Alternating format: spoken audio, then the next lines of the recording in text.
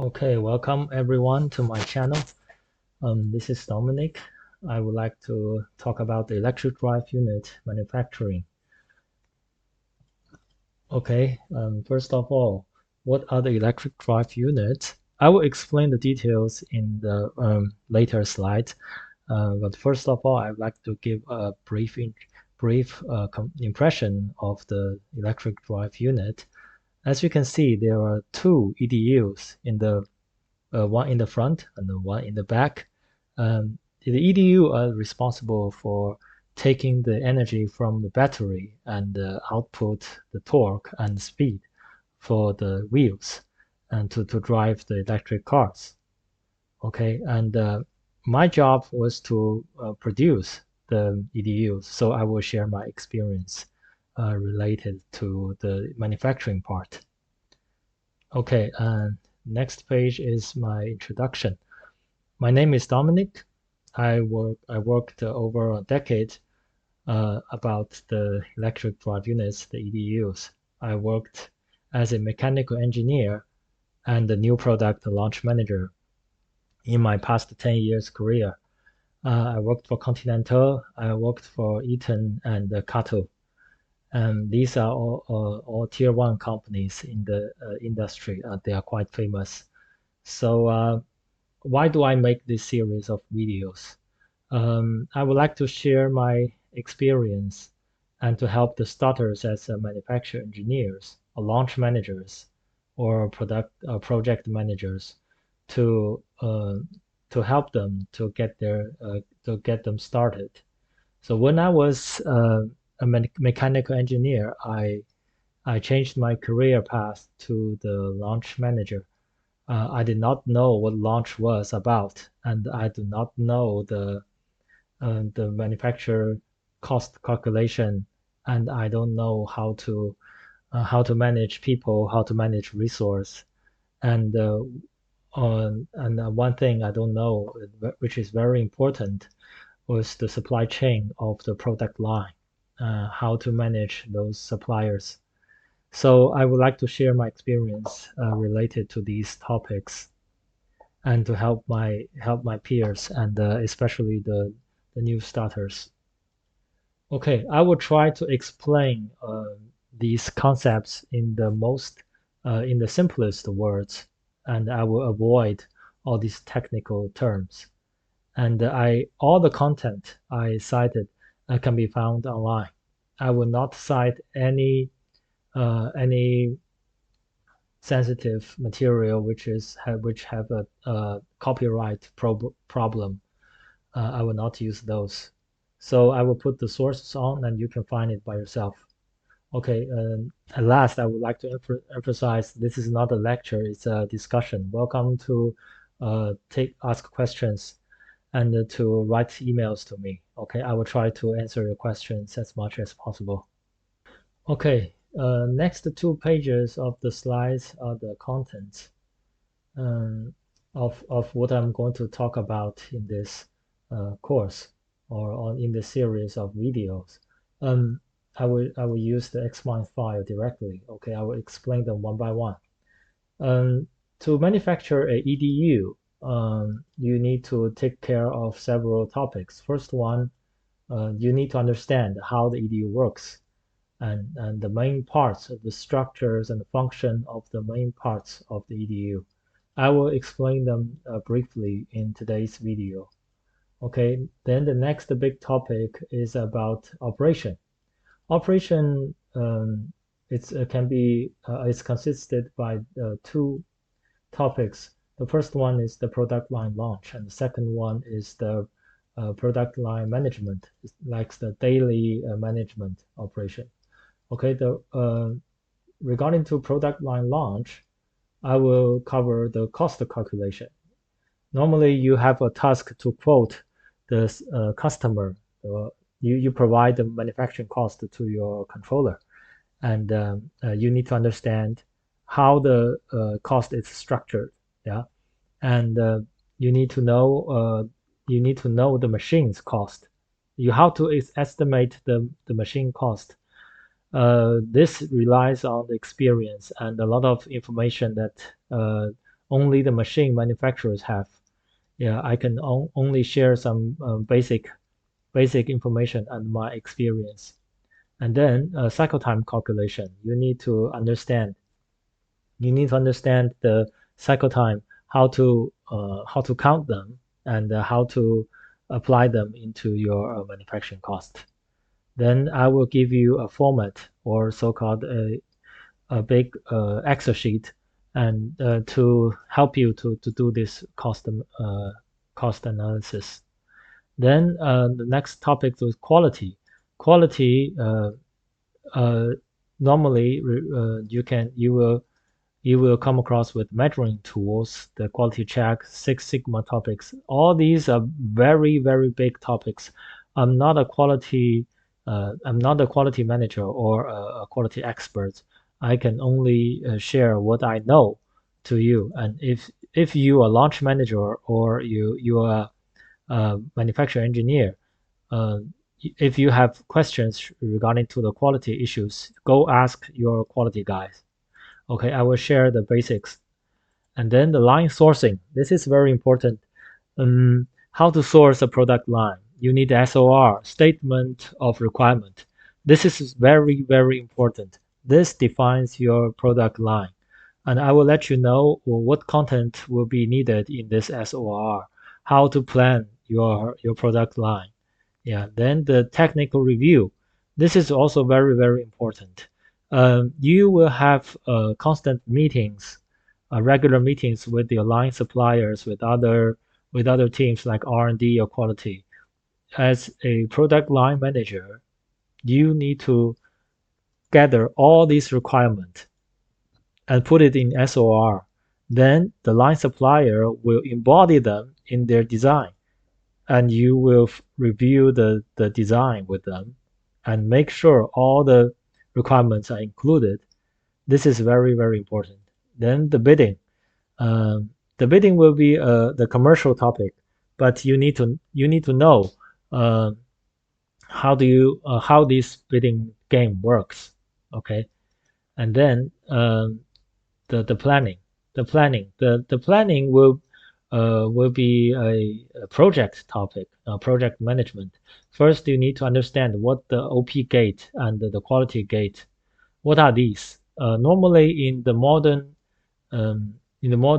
automobile industry, all these tier one companies are managed under this kind of frameworks. Yeah, the operation gate, the quality gate, or some other gates that's to eliminate the project. Yeah, or to check the um, to check the progress of the project.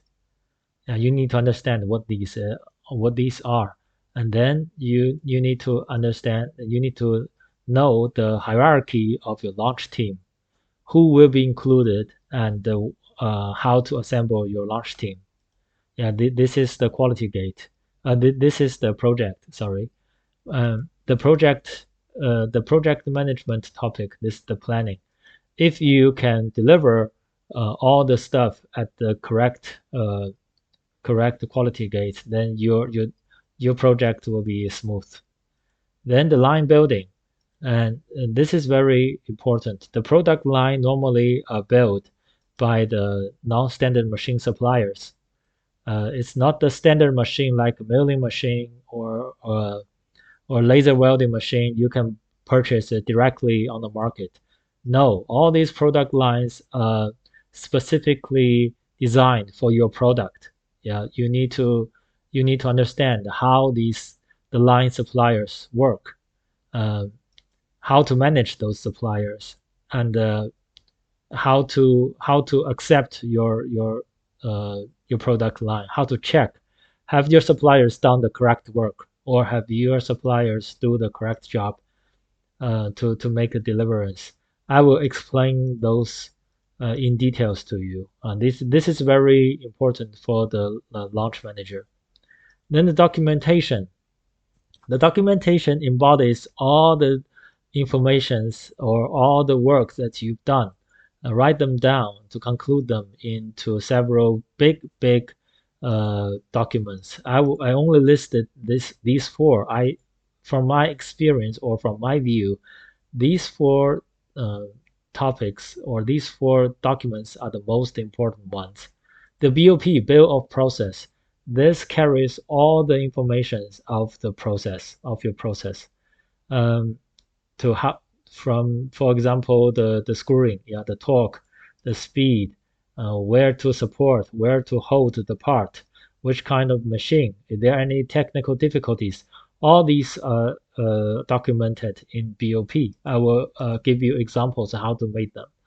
And the DFM, Design for Manufacturing, this is also very important.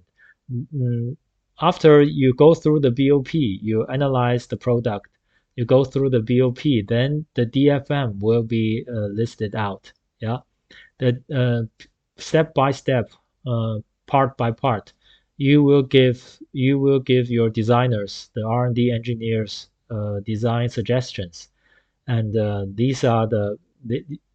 these are the list. This is the list concluded from the BOP. This DFM is a very huge part of the launch manager's or the manufacturing engineer's job. Then the PFMEA, or so we call the PFEMA. This is also very important. This is FMEA is a very big topic. There are many experts who teaches FEMAs, and to apply them in your work, I will give you some examples how to write the PFEMA.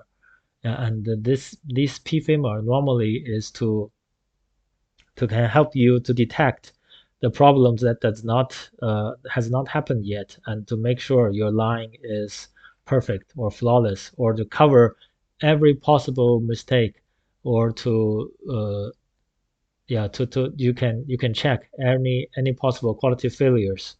uh, the product line will be perfect. Yeah, then at last, the control plan. The control plan is the action list, that what you do actually on the product line. This is also a conclusion from the PFMEA, and you need to carry out the control plan, and you need to execute them, and you execute the control plan in your daily management. Yeah, in your daily product line management. And the next one is the product line management. I will share my experience on people. People is how to maintain the how to build up the plant maintenance team. Yeah, this is a big topic, and to this also defines your manufacturing cost. Yeah, this is a very interesting topic, how to manage people. Then there are all these aspects. I'm sure you are very familiar. Yeah, machine, how to manage machine, maintain the machine. uh, what kind of environment do you need? This must be planned ahead of the product line design. Yeah, and what kind of the method, or so-called SOP, or the work instructions. This is for people. This is for people to read, to build up your part. A good SOP, or a good work instructions can let a guy who has zero experience, and can able to build a good part. So this is a very important. And then the material, how to handle the material, how to manage the material or the inventory. Then the measuring the quality measurement. Normally, you plan a serial production of a product. You plan from all these aspects. Yeah, the product line management uh, will be the daily operation team's job. But as a launch manager, you also need to take care of it. Okay, then the next part, the next big part, I would like to share the information about the manufacturing technology, and this is very important because you understand the manufacturing technology, you understand how these machines are built, and how this product is manufactured, how to control the quality. I listed out the big parts, or the big subcomponents of the EDU: rotor, stator, PEU, power electronic unit, and the final assembly, or you can consider those four product lines. Yeah, I listed out from my understanding, the difficult processes for each component. And I will try to gather information and explain those processes little by little. Um, Lamination production for rotor and stator both. Lamination production, the punching process, and magnet insertion. There glue included, or die casting, or what's that called? The plastic injection molding. Yeah, the injection molding. Are those process included? And the dynamic balance, and other stuff. Yeah, I will see if you guys are interested. Then stator, of course, flat wire forming. This is a very big topic, and the twisting, cutting. These are all the standard processes in the stator line. Yes, the stator product line is like the most difficult most difficult non-standard machines that in this industry. Yeah, if you can build a good stator line, then you can probably build any other lines. Laser welding, of course, an isolation process like uh, the trickling, the varnishing, uh, yeah, all these stuff. And the PEU, the product, this is the electronic product manufacturing. These are PCBAs. PCBAs, printed circuit board assemblies. This is a very highly standard and professional industry. A lot of factories do the PCBAs only. They have very standard product lines. Yeah, I will cover them briefly. And these are the manufacturing resources that's very easy to find. And the press fit, this is the process that combines the PCBAs to other components like a power module. I will explain how this press fit works, and what are the technical aspects. And then the self-tapping screwing. Self-tapping screwing is a very normal screwing in the electronic parts. Yeah, I will explain you how this works, and the electronic testing.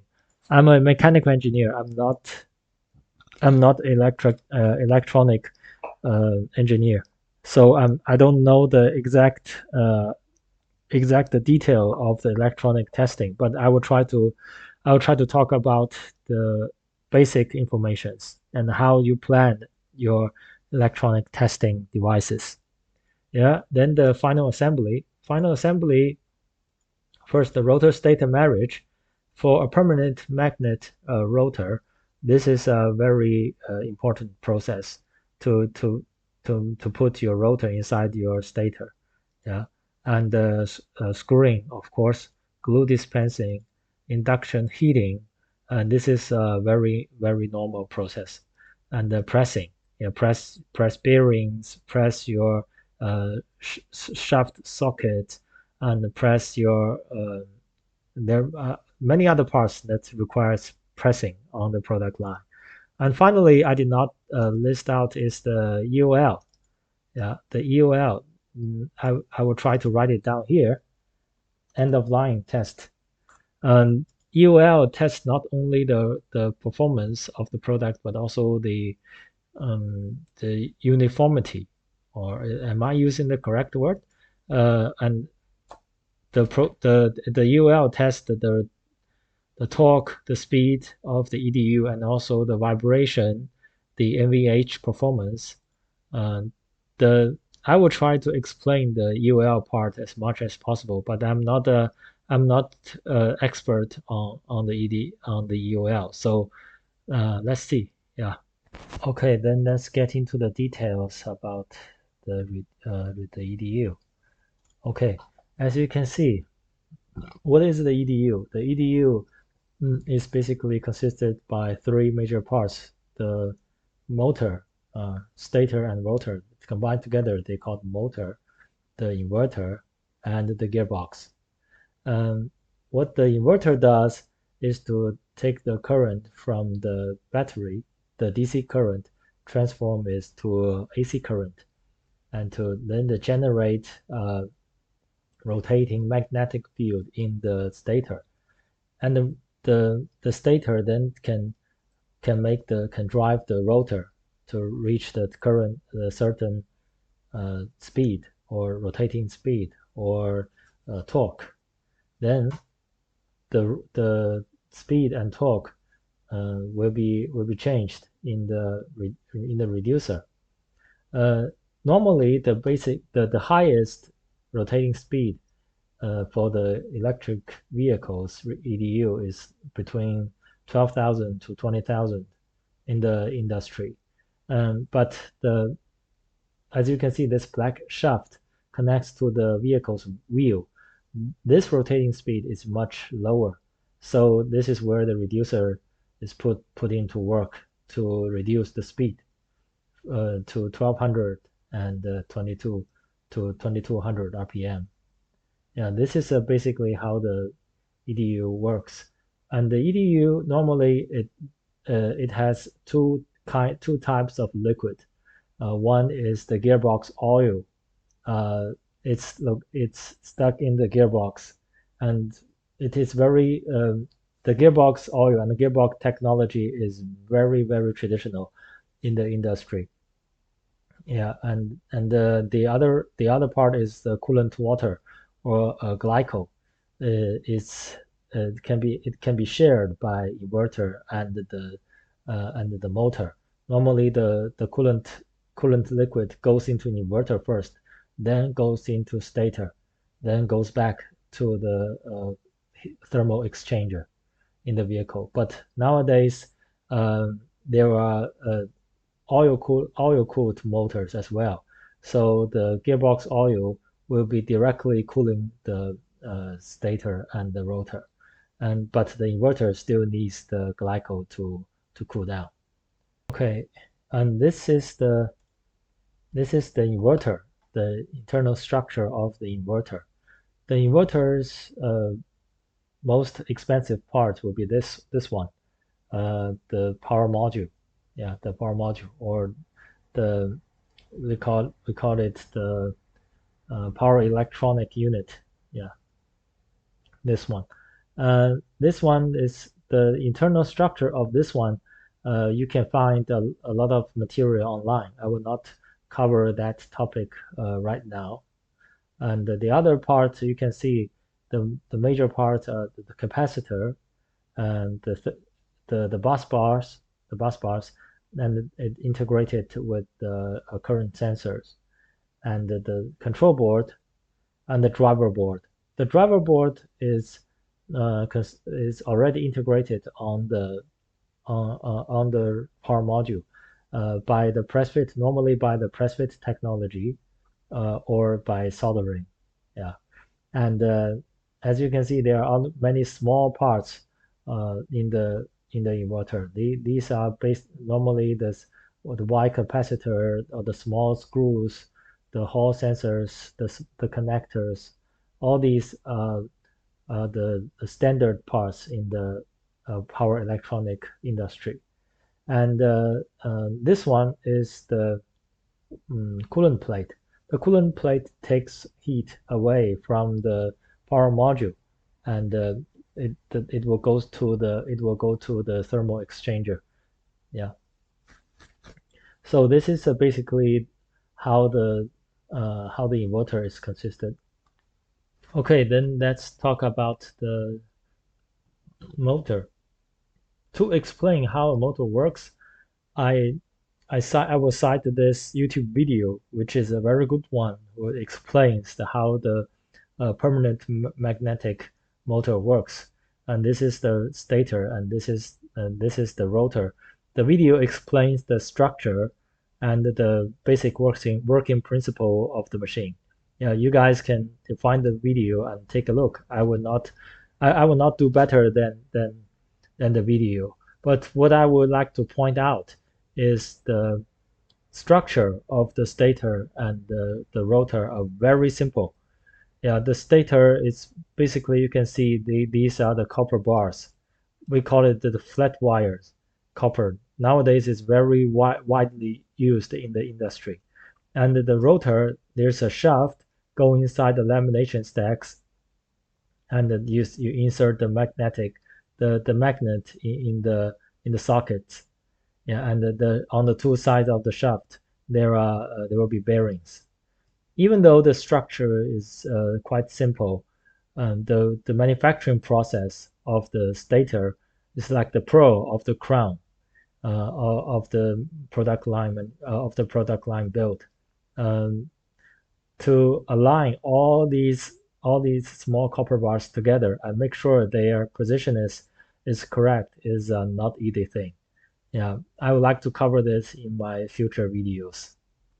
Okay, then let's talk about the stators. I would like to point out this round wire stator versus the flat wire stator.